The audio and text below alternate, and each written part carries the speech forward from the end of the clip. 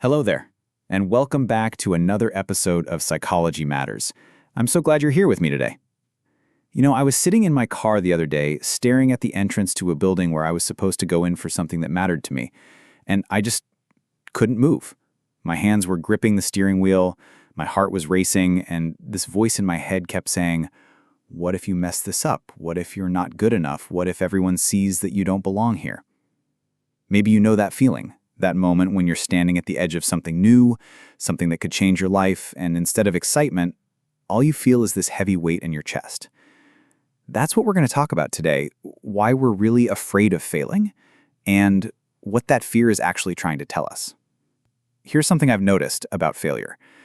We talk about it like it's this terrible thing that happens to us, like a storm that comes out of nowhere. But the truth is, most of us aren't actually afraid of the failure itself.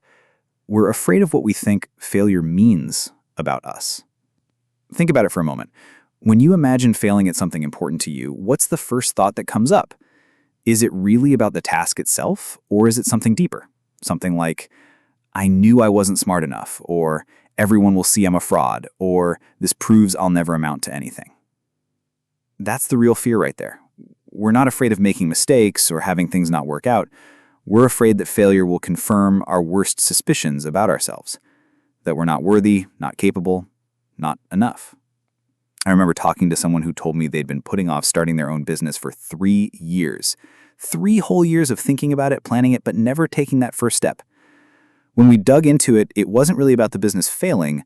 It was about what it would mean if the business failed.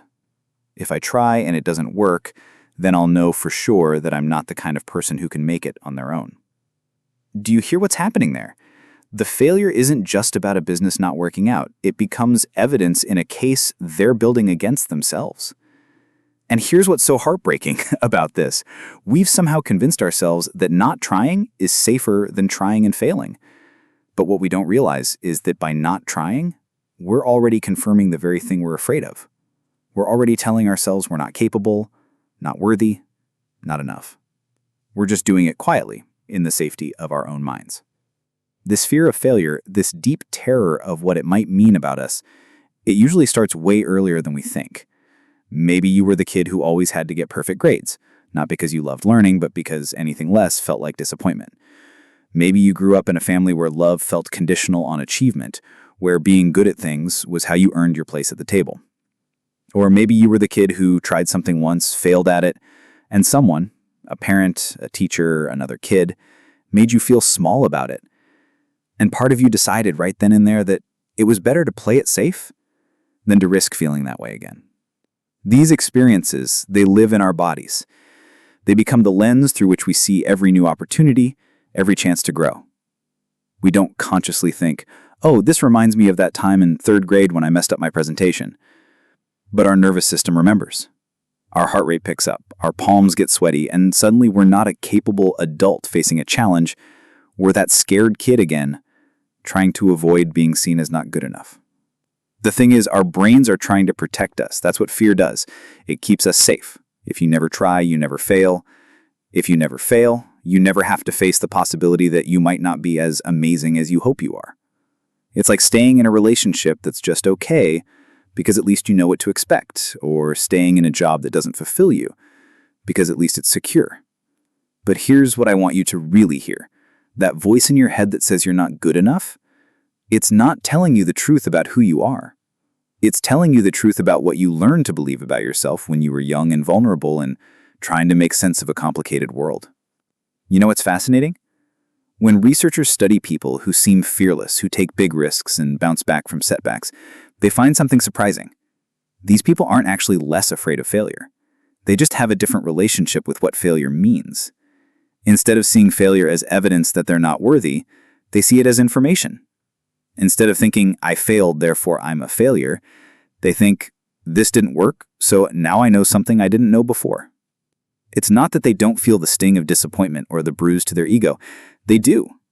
But they don't let that feeling define their entire sense of self. This shift, this change in how we interpret failure, it's not something that happens overnight. It's like learning a new language or building a new habit. It takes practice, patience, and a lot of self-compassion. One thing that helps is starting to notice the stories you tell yourself. When something doesn't go the way you hoped, what's the first thing your mind says? Is it, I'm so stupid, or this always happens to me, or I knew I couldn't do it? Just notice. Don't judge yourself for having these thoughts, we all have them. But start paying attention to them, like you're a scientist studying your own mind. And then gently see if you can offer yourself a different story. Not fake positivity or pretending everything is fine, but a story that's more complete, more truthful.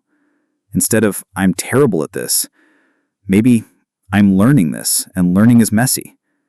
Instead of, everyone else is better than me, maybe everyone is on their own journey, including me. Here's something else that might surprise you. Some of your biggest failures might actually be pointing you towards your biggest breakthroughs. I know that sounds like something you'd see on a motivational poster, but hear me out. Sometimes we fail at things because we're trying to be someone we're not, or do something that doesn't actually align with who we are. That job you didn't get, maybe it wasn't right for you. That relationship that didn't work out, maybe you both deserve something better. That business idea that flopped, maybe it was preparing you for the one that will actually work. Failure isn't always a stop sign. Sometimes it's a redirect sign pointing you towards something you couldn't see before. I want to tell you something, and I want you to really let it sink in. You are not your failures. You are not your mistakes. You are not the sum of all the times things didn't go according to plan. You are a complex, evolving, worthy human being who is learning and growing and figuring it out as you go, just like the rest of us. The fear of failure, it's gonna come up. It's part of being human, part of caring about things that matter to you, but you don't have to let it run your life. You don't have to let it make your decisions for you. Next time you feel that familiar fear creeping in, that voice saying, what if you fail? Maybe you can ask it a different question. What if I don't try? What would it cost you to play it safe forever? What dreams would you have to let go of? What version of yourself you'd never get to meet? And then maybe you can take one small step. Not a giant leap, those are scary, and our brains resist them. Just one small step toward the thing that matters to you. Maybe it's sending that email or signing up for that class you've been avoiding. Because here's what I've learned. Courage isn't the absence of fear. Courage is feeling the fear and choosing to move forward anyway.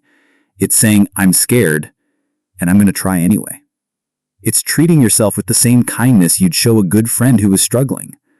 You deserve to live a life where you're not constantly protecting yourself from imaginary catastrophes. You deserve to discover what you're capable of, even if that means sometimes falling short. You deserve to be proud of yourself for trying, regardless of the outcome. Your worth isn't determined by your success or failure. It's inherent, unchanging, yours by birthright. The sooner you can really believe that, the freer you'll be to take the risks that could transform your life.